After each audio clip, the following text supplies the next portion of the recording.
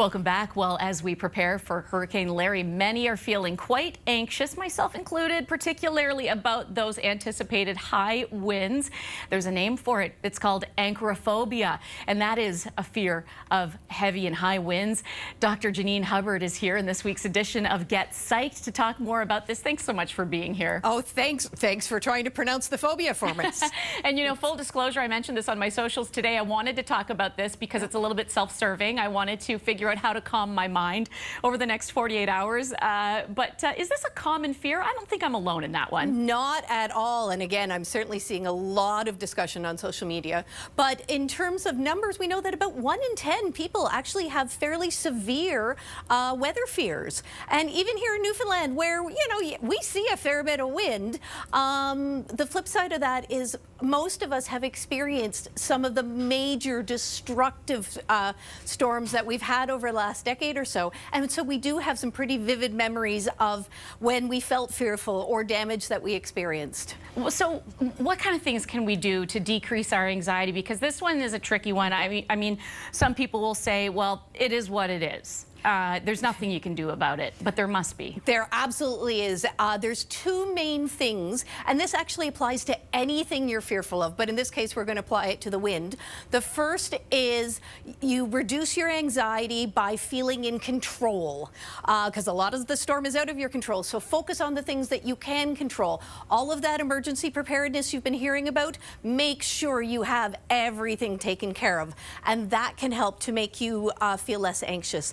And then the second really big one is knowing your coping style. Each of us are going to cope with these fears differently.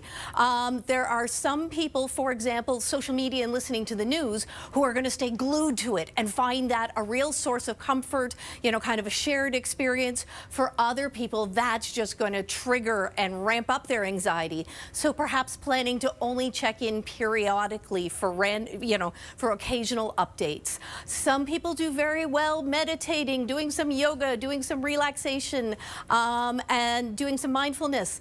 A lot of the rest of us do better doing active distractions. So get ready before the power goes out, if it goes out.